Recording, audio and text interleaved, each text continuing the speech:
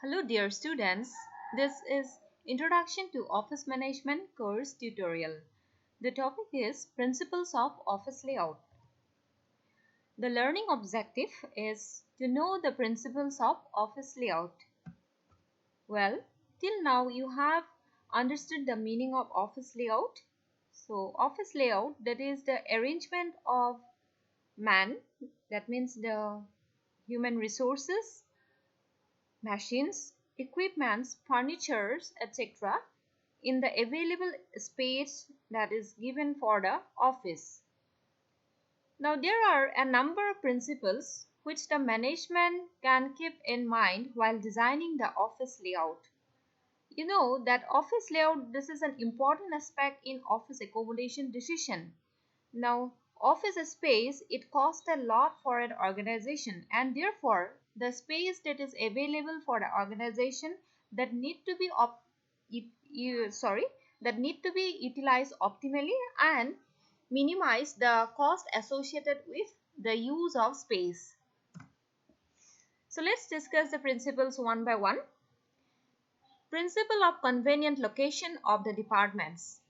You know that in an organization there are various departments. Like say in a manufacturing based organization there may be a number of departments like purchase department, production department, marketing department, sales department, accounts and finance department, then IT and system department. So these departments need to be you know placed in convenient location within the office space. There should be no internal and external interference in the work. The office manager should identify the various departments in the organization and their relations with one another. Proper arrangement of departments minimizes the time involved in the movement of papers and of employees from one point to another point. Each department should be allotted a convenient area. Departments which are closely interrelated should be placed adjacent to each other. Office services should be located in such a place which is equidistant from the department that are served by them. Now, office services, say photocopying, then fax, then say keeping the records. So these are office services. The general office, which provides services to other departments, should be located at the central place. Department dealing with public should be placed near the entrance. Principle of sufficient space and scope for expansion. The office building should be spacious to meet all the requirements of the business, and at the same time it also kept in mind that no space remain idle. The availability of space not only for present needs but also for future requirement to be taken into consideration. It means the expansion requirement in future, that point also need to be taken care of while planning for office space. Now this is principle of provision for amenities. Various amenities like elevators, washing rooms, toilets, restroom, cool drinking water, canteen, etc. are required for the comfort and well-being of the staff.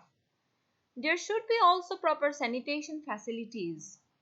Modern offices are found to provide gym, meditation center and yoga centers also.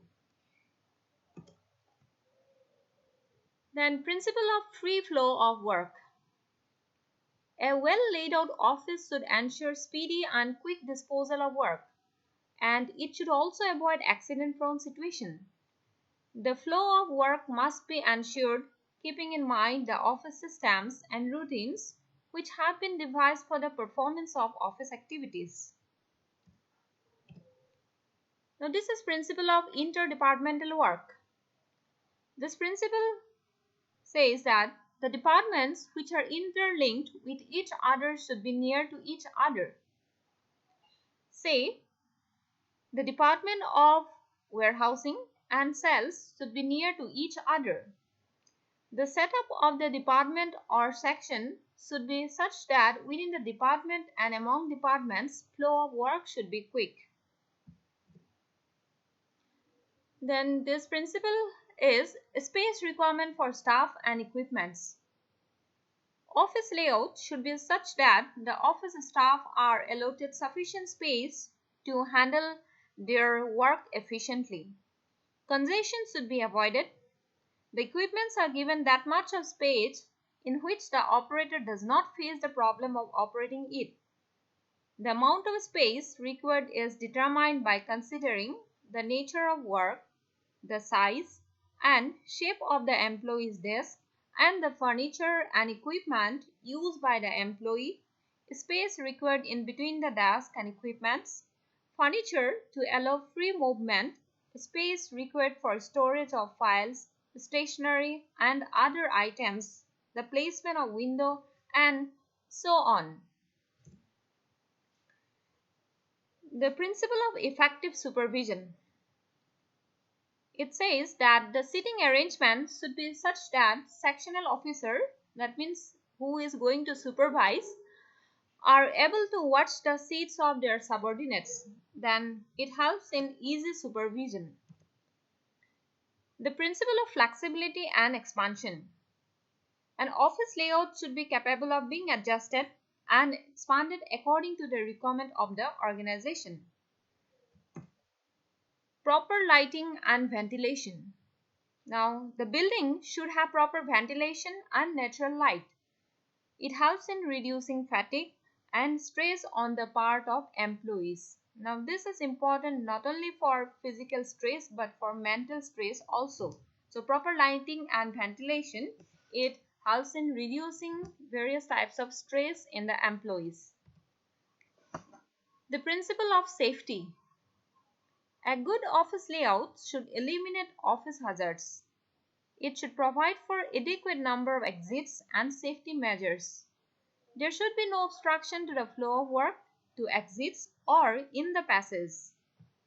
So if it is properly designed or the office is properly planned, then the safety can be kept or the safety measures can be improved by the organization.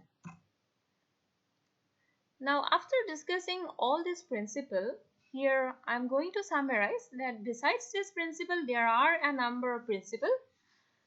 So, this principle are again related to one another, and that's why the management need to consider this principle while designing the office space or while planning for office space. All these principles, if followed while designing office space, there is greater possibility for such an office space where the employees feel happy and comfortable, and it may lead to increase in their productivity. They can optimally use the office space, minimize the cost associated with use of office space, and at the same time, the aesthetic sense can be also improved through office layout. So with this, I'm going to conclude this tutorial, and see, these are the sources from where I have collected the information that I have presented in the slides. Thank you.